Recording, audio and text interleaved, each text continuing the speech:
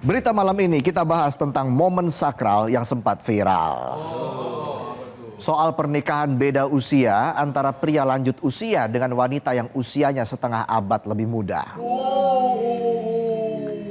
Acara meriah dengan mahar miliaran rupiah, tapi penuh tipu daya.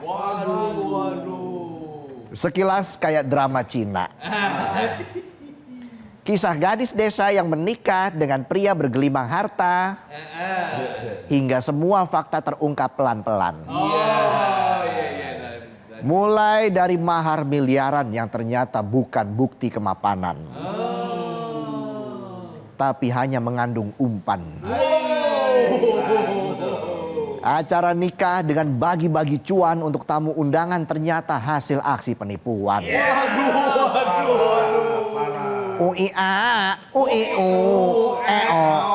Jadi begini ceritanya. Ceritanya begini.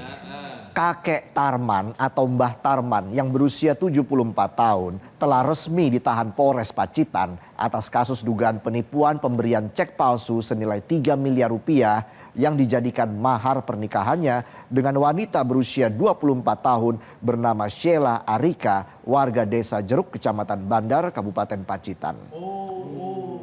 Dalam pemeriksaan, Mbah Tarman mengakui hal itu dia lakukan semata-mata hanya untuk memikat Sheila agar mau dinikahi. Bayangin, mahar nikah itu bukti keseriusan dan kejujuran. Malah dijadiin modus penipuan. Itu kalau lanjut bisa tiap hari bukannya kenyang makan tapi kenyang gombalan. Misalnya nih istrinya bilang, "Pah, beras habis." Suaminya nyaut, "Tenang mah, lapar itu bisa ditahan." "Kalau cintaku padamu, mana tahan?" "Makan tuh cinta kenyang enggak? Enak iya." Uye. Kapolres Pacitan AKBP Ayub Diponegoro Azhar bilang bahwa pihaknya telah menetapkan Mbah Tarman sebagai tersangka. Dan saat ini sudah menahan tersangka untuk pemeriksaan lebih lanjut. Gara-gara cek kosong jadi amsyong. Habis nikah bukannya liburan malah masuk sel tahanan. Gagal bulan madu malah jadi bulan-bulanan. Madunya tipu-tipu. Mulutnya manis, kelakuannya iblis. Kapolres Pacitan bilang polisi menyelidiki kasus ini dengan menerbitkan laporan model A, yaitu laporan yang dibuat langsung oleh aparat ketika menemukan dugaan tindak pidana. Langkah ini dilakukan karena kasus ini sudah menjadi sorotan publik. Simpelnya kasusnya keburu viral. No viral, no justice. Meski belum ada yang lapor, polisi langsung monitor. Monitor ketua. Mbah Tarman lagi gacor ketua. Dalam penyidikan, polisi mengamankan sebuah flash disk berisi dokumen yang telah melalui uji laboratorium forensik serta keterangan saksi ahli dari bank. Dari hasil pemeriksaan, cek senilai 3 miliar rupiah yang diberikan Tarman sebagai mahar pernikahan dinyatakan tidak sesuai dengan aslinya alias palsu. Kejanggalannya banyak, mulai dari nomor seri, dicek milik Tarman tercantum 7 digit. Padahal cek asli cuma pakai 6 digit. Lalu nomor rekening. Nomor rekening bank asli. Seharusnya 10 digit. Tapi di dokumen punya Tarman ada 11 digit. Lebih lagi. Digitnya panjang, saldonya hilang. Maharnya zong. Omong kosong. Kasus ini sebenarnya sudah berjalan cukup lama. Semua berawal dari video pernikahan Tarman dengan Sheila yang viral di media sosial. Netizen saat itu heboh. Selain nyorot soal usia pasangan pengantin yang terpaut setengah abad, soal mahar fantastis mencapai 3 miliar rupiah juga jadi bahan gibah. Oh iya benar. Netizen penasaran, ini nikah karena faktor perasaan apa karena cuan? Nah, iya. Dan parahnya, abis video nikahnya viral, Tarman dikabarkan kabur dengan membawa sejumlah barang berharga milik keluarga Sheila. Waduh. Bener-bener 3M ini orang. Apa aja nih? Apa aja? Menikah, menipu, minggat. 3M. Abis nikah bukannya bawa tanggung jawab, malah kabur bawa barang orang. Gak cuma soal cek palsu 3 miliar, polisi juga menemukan fakta baru, yakni soal uang angpau yang dibagi-bagikan Mbah Tarman ke warga dalam acara pernikahannya dengan Sheila tersebut. Enak tuh jadi tamu kondangan, gak cuma disuguhi makanan, tapi masih dikasih cuan. Wih, keren. Lah kalau penonton datang ke kondangan, bawa amplop isinya duit gocengan lecek. Sisanya paling bawa tisu. Buat bungkus sup-sup. Nggak masalah tas becek, yang penting bawa mangkok baru. Lo kira souvenir ya.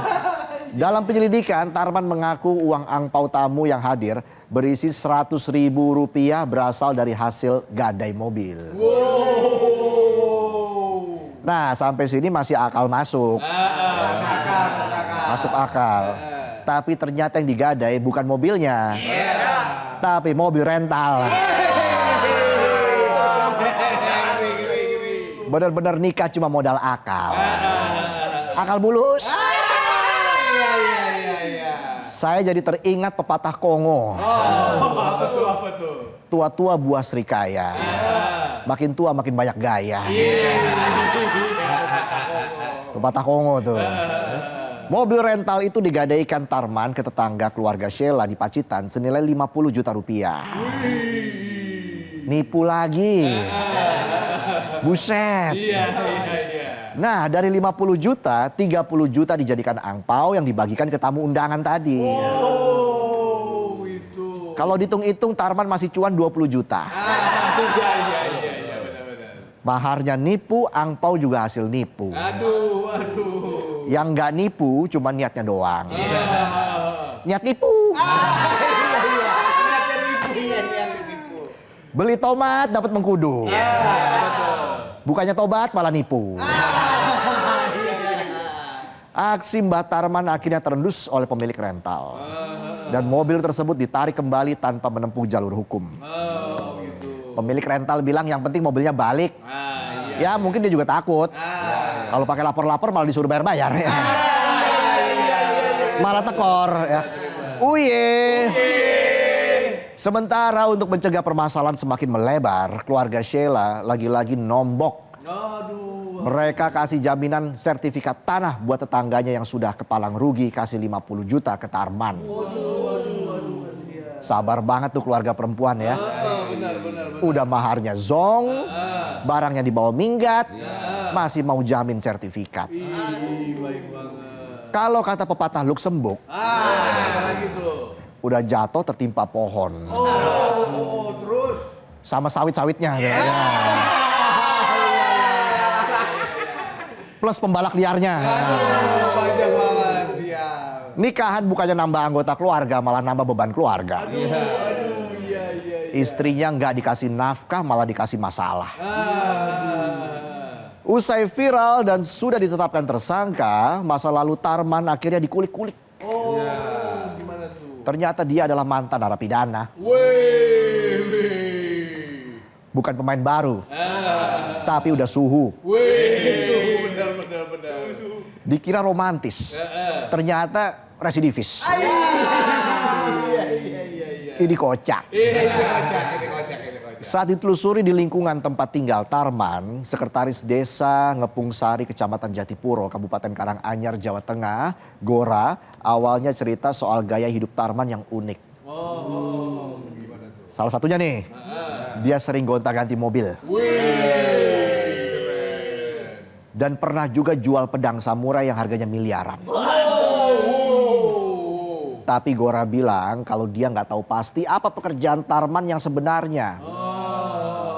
Sebelum akhirnya masuk penjara di Lapas Wonogiri terkait perkara 378 alias penipuan. Udah pernah. Ya mirip-mirip lah sama penonton. Kenapa lagi tuh? Kenapa? Cuma penonton kan nggak nipu. Enggak lah. Kalau gonta-ganti mobil sering. Benar. Mobilnya gonta-ganti, supirnya juga gonta-ganti. Karena taksi online. Taksi online. Bayar taksi online pakai pinjaman online. Pernyataan Sekretaris Desa itu dibenarkan dari data putusan Pengadilan Negeri Wonogiri tertanggal 22 Juni 2022. Dalam amar putusan itu, majelis hakim menyatakan Tarman terbukti secara sah dan meyakinkan melakukan tindak pidana penipuan dan divonis hukuman 2 tahun kurungan.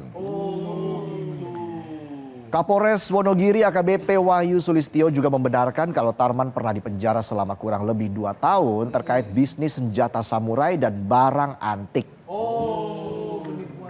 Jadi pada tahun 2022 Mbah Tarman ditangkap Polres Wonogiri. Selanjutnya perkaranya dilimpahkan ke Kejaksaan Negeri Wonogiri dan disidangkan. Dalam keterangan dakwaan di Sistem Informasi Penelusuran Perkara, Pengadilan Negeri Wonogiri dijelaskan kalau kasus Tarman bermula dari pertemuan dengan saksi bernama Kamit pada 1 Juli 2016.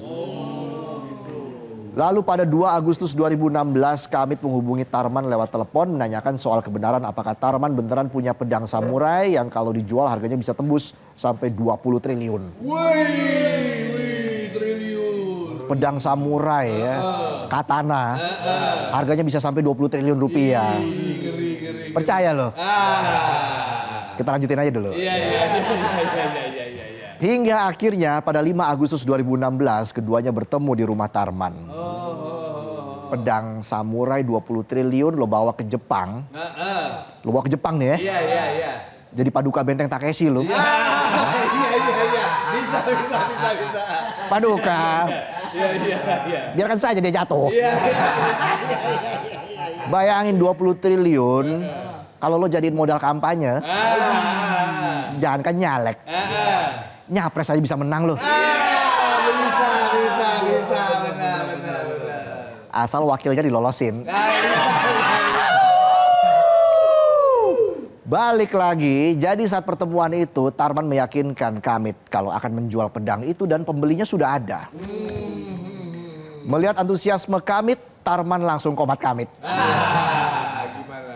Tarman bilang kalau sampean mau bantu biaya operasional jual beli pedang samurai dan kebutuhan hidup saya, nanti sampean akan saya kasih uang hasil penjualan 3 triliun. Wih, komisinya 3T.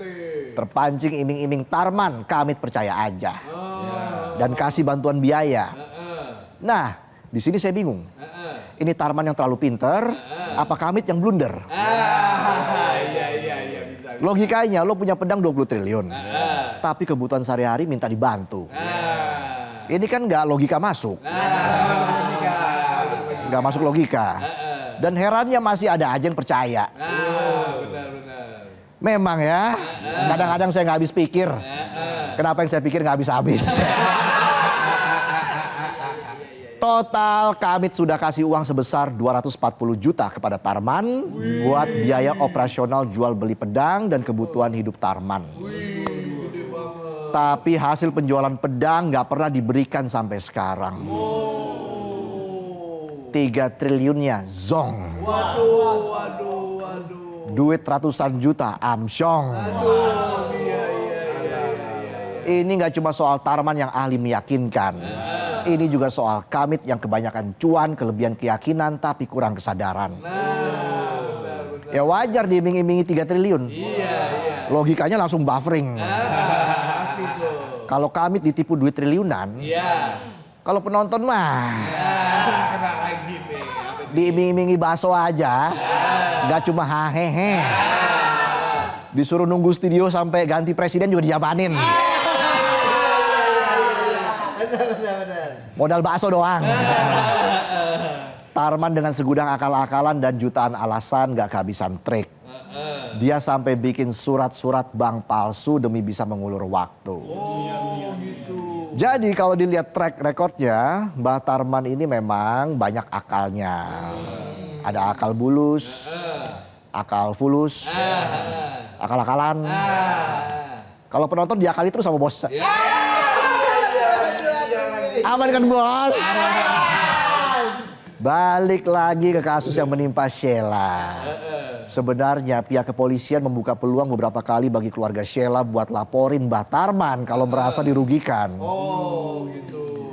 Tapi keluarga memilih tidak mengambil langkah hukum. Oh. Bahkan Sheila menyatakan tetap setia mendampingi Mbah Tarman hingga proses persidangan selesai. Wih,